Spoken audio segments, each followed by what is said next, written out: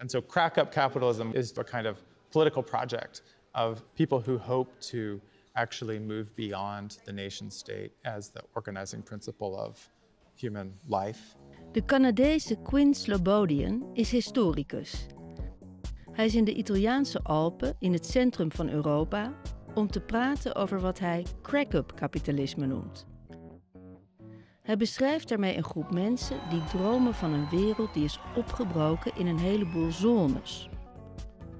Een soort kleine landjes die werken als bedrijven. We're still using government technology rooted in 2000 years ago, representative democracy.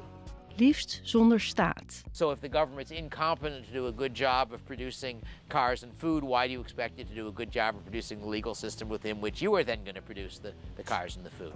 Mensen met een voorliefde voor de middeleeuwen. Want je kan wel lacherig doen over cosplaying, maar is Bitcoin niet ook gewoon begonnen door er met z'n allen heel hard in te geloven?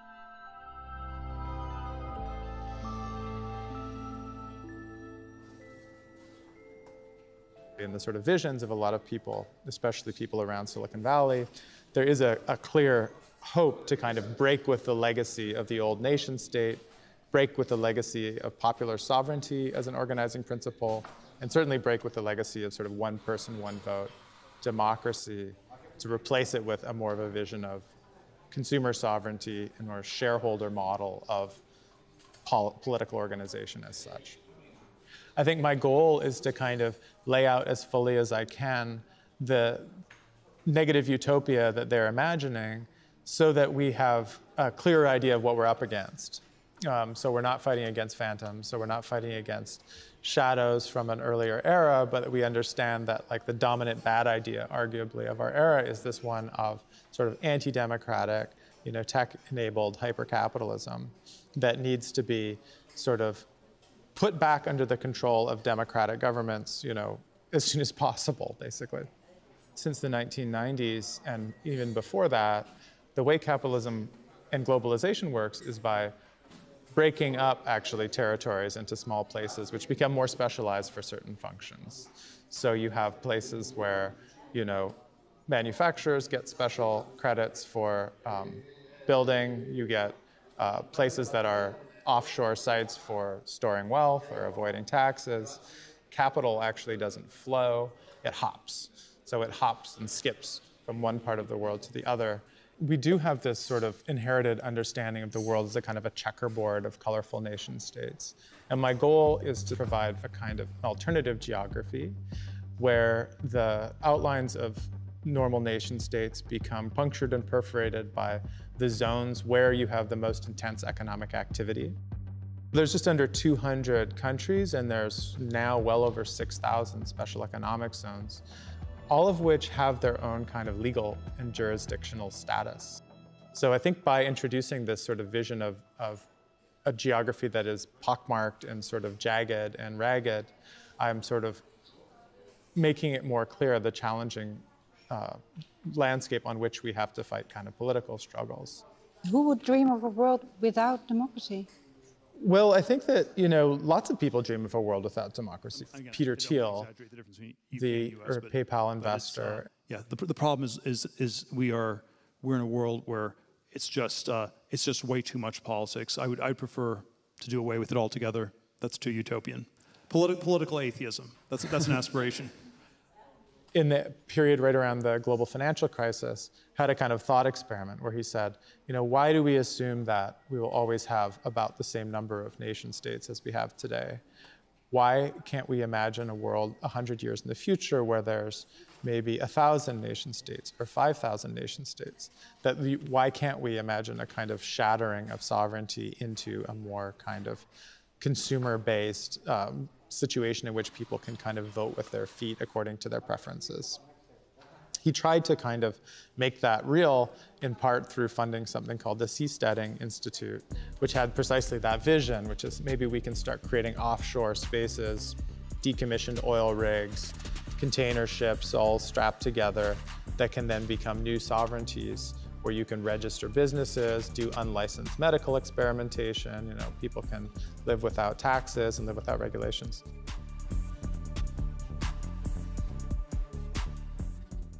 And In a way, we're already living in a world without democracy, right? I mean, the model of capitalism that has been rolled out by China, arguably the most successful, late modernizing country in human history, is not premised on the idea of kind of multi-party, contested democratic elections, right?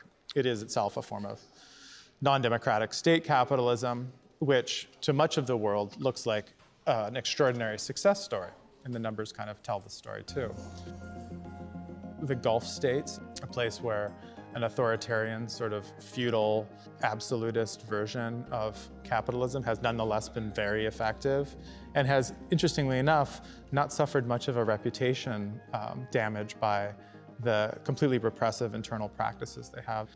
So I think that, the idea of non-democratic capitalism as a success story is not just science fiction or speculation. It's also kind of an observation about the world that we currently live in.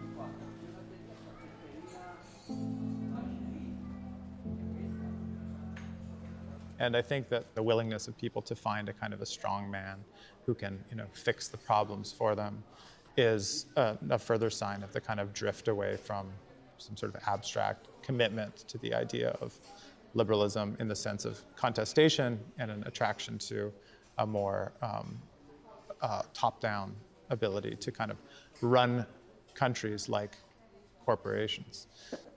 That's how I think someone like Elon Musk imagines an ideal future sort of city-state or a company state. He imagines it, of course, on Mars as well. But I think that that vision of sort of lean, efficient, stripped down, sovereign corporation as polity is something that is, very compelling to people who like to have that level of uncontested power inside their own companies. You mentioned a lot of different shapes these zones can take, microstates, free ports, charter cities. What are sort of the traits that they have in common? Well, I think that the story of the zone often begins with Hong Kong. So Hong Kong, of course, is a place that has a very nice harbor, but otherwise not very many natural resources. Great Britain secures it takes it from China as part of their resolution of the Opium Wars and turns it into a kind of entrepot harbor for their own East Asian trade. After the Chinese Revolution in 1949, it becomes a sort of a gateway to China and a way to get out of China, and in the process becomes, fabulously wealthy. So a lot of people look at this example and say, look, here's a place that doesn't have much going for it. It's very small. It's governed like a corporation. There's no universal suffrage. There's no one person, one vote democracy in Hong Kong. It was a colony for 100 years. And yet it's done spectacularly well economically. So the question then becomes, how can you create Hong Kongs elsewhere in the world? So you need to create sort of situations where you can perform these acts of what I call perforation by creating special economic zones. How do you do that? Partially just by drawing a line on the map and saying, inside of this space, you don't have social protections. You basically don't have rights as a citizen anymore. But you do have the ability to sell your labor, you can re-commodify land, and you can welcome in foreign investment and foreign ownership. So you create this kind of laboratory of relatively unregulated capitalism. Right now, in the UK, the primary way that they hope to kind of bring back industrialization to the deindustrialized North is by creating zone-like spaces, by lifting laws, lifting regulations inside specific spaces that make them unaccountable to local authorities and more attractive to overseas investors, like miniature Dubais or miniature Hong Kongs. This thriving, bustling, dynamic city has been made possible by the free market, indeed the freest market in the world. The free market enables people to go into any industry they want, to trade with whomever they want, to buy in the cheapest market around the world, to sell in the dearest market around the world. But, most important of all, if they fail, they bear the costs. If they succeed, they get the benefits. And it's that atmosphere of incentive that has induced them to work, to adjust, to save, to produce a miracle.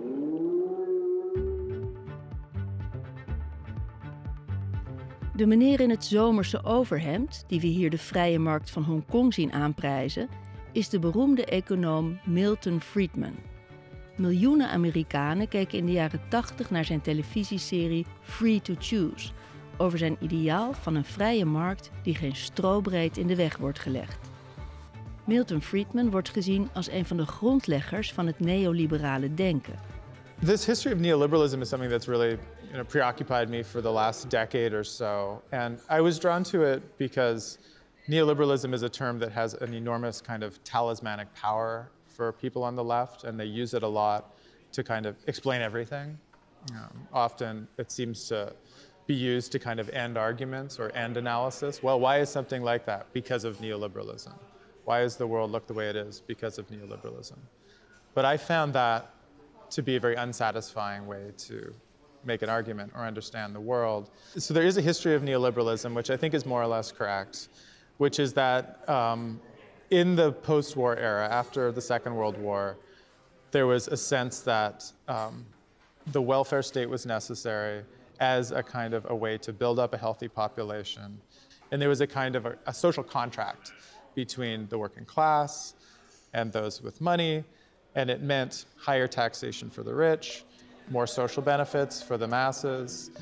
And it was at that time, in the late 1940s, that a group of thinkers gathered not far from here, actually, in the Swiss Alps, to kind of discuss what they saw as the need to bring back their embattled ideology, and eventually sort of helping to bring back ideas of the free market and laissez-faire into the mainstream, so that by the 1980s, with Ronald Reagan and Margaret Thatcher, you had again the sort of vision that the welfare state was the enemy and needed to be disassembled, and you needed to bring back dynamics of competition and kind of battle to the bottom through the price system. I think there are varieties of neoliberal thought. The further you get on the spectrum to the right, you get versions of neoliberalism which strip away the role of government, progressively more and more. And by the time you get to the kind of the end of the spectrum, you get a vision of neoliberalism in which there's no state at all, something that's called anarcho-capitalism. Dus we gaan van een staat die er vooral zou zijn om de vrije markt aan te jagen, naar een droom waarin er helemaal geen staat meer is en waarin je je eigen land kan oprichten. De Friedmannen staan al 3 generaties aan de wieg van die ideeën. Probably the most compelling intellectual story is this sort of genealogy of libertarians from Milton Friedman, who believed actually in a fairly strong state. He was against the welfare state, but he saw the need for a strong state to protect foreign policy, to protect the right of contract, to do a certain amount of taxation. His son, David Friedman, believed that the state should be done away with altogether. So if the government's incompetent to do a good job of producing cars and food, why do you expect it to do a good job of producing the legal system within which you are then going to produce the cars and the food? He is one of the most important theorists of anarcho-capitalism, believing that we can privatize roads, we can privatize police, we can privatize mail services. So democracy is slow. Democracy is a form of expropriation as far as they are concerned, because people simply vote in their own interests, and they vote to basically take money away from the wealthy and give it to themselves. So goes their theory. So if you can get to an era before democracy, then you can get away from some of the biggest obstacles to like innovation, nimbleness, transformation of states. So there is a real fantasy for the centralization of power in like a monarch CEO type figure. And geographically, the world of medieval Europe circa the year 1000 is kind of an ideal vision for them, because you had a kind of completely dense patchwork or mosaic of sovereignties that were organized along different lines, and merchants and private actors could theoretically anyway kind of move between these spaces and find the kind of patron that worked best for their line of work. Anarcho-capitalists are hoping for something similar. For them, this sort of neo-medievalism would be enabled by new technologies so that you could remain connected to people even if you're not physically in contact with them. There was a certain king. And David Friedman embodies that most directly by impersonating a medieval Berber priest. And the king thought these sounded like wise words, and so he spoke more with the man and found him to be a very wise and honest and honorable fellow. And going to fairs every summer and creating a space he calls the Enchanted Ground, inside of which you cannot use any modern technology, you can't use any reference to the modern world, and you need to act as if you are really in the Middle Ages. This seems kind of almost like childish or absurd, I think, to many people, including me, arguably.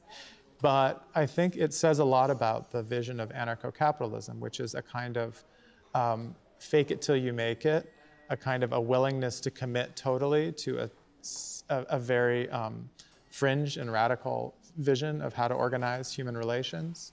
And the idea is if you can take that radical commitment and fuse it with a great deal of wealth, then you might be able to realize your fantasy in actuality, right? You might be able to cosplay your way into a kind of a new form of politics. And the best example they have for that is Bitcoin.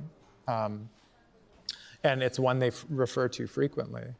The argument is that they LARPed currency into existence. This thing didn't exist.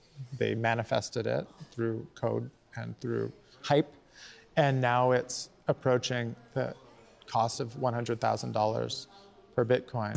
Woke up, check the chart, had a heart attack. Yeah, we climbed so far from where we started at.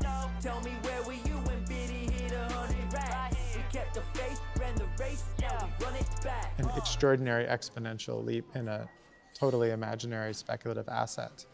Their proposal is if we LARPed a currency into existence, why can't we LARP a country into existence? So we've met Milton and David Friedman, the father and the son. Who's Patri Friedman, the grandson? So Patri Friedman is someone who I think is compelling in the sense that he is trying to kind of deploy the two most important kind of resources that you have available right now for realizing transformative projects of politics. One is Silicon Valley tech, the other is Silicon Valley venture capital. In order to enter the software industry, all you need is a laptop. And so we see tons of software companies. But to enter the government industry, you need a physical place which will grant you political autonomy.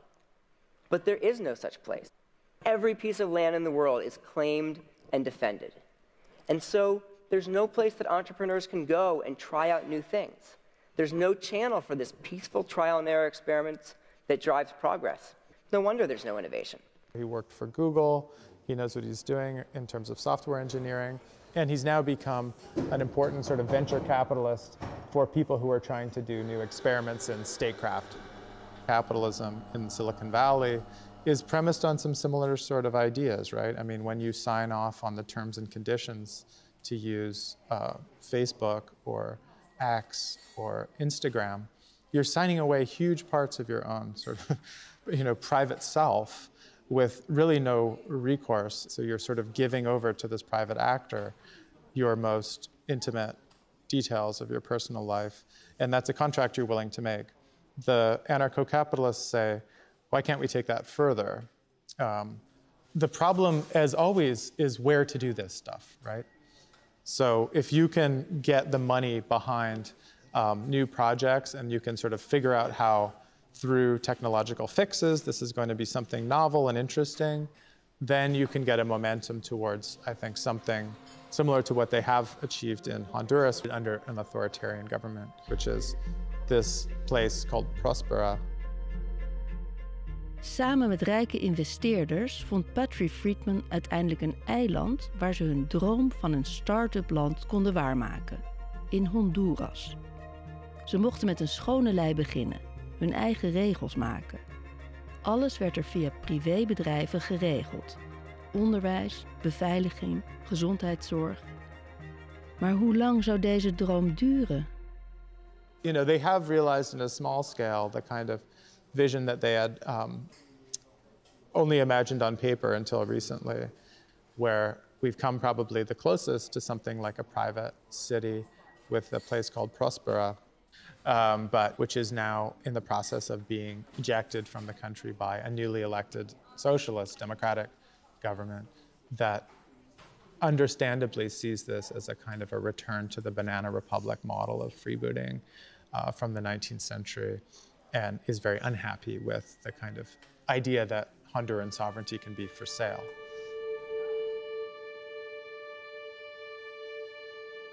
It begins with this fantasy of statelessness, or this dream of Peter Thiel of creating a world of thousands of individual nation states or polities. But then it ends with, maybe I can just take over the existing state. Maybe that's actually easier, right? If you actually can get everything you need from the legacy nation state, then you don't need to exit in the first place.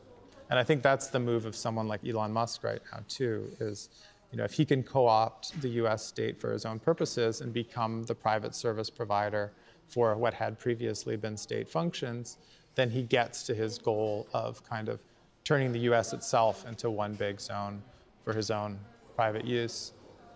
That is the kind of boomerang goal of these zone fantasies, is you create, you know, examples and case studies of how well they can work overseas so that you can then compel your home country to kind of act in accordance to your visions in the first place. Take over, Eli, just take over.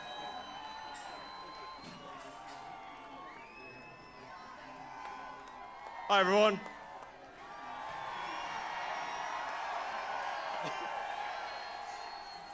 But, you know, it's, for me, important to lay out that vision as one somehow beyond the spectrum of what we normally think of as politics. I think we're kind of too trapped in our 20th century understanding of there is sort of socialism, capitalism, and fascism. Those are the sort of three choices. And what combination of these three do you want to kind of, you know, choose for your next government?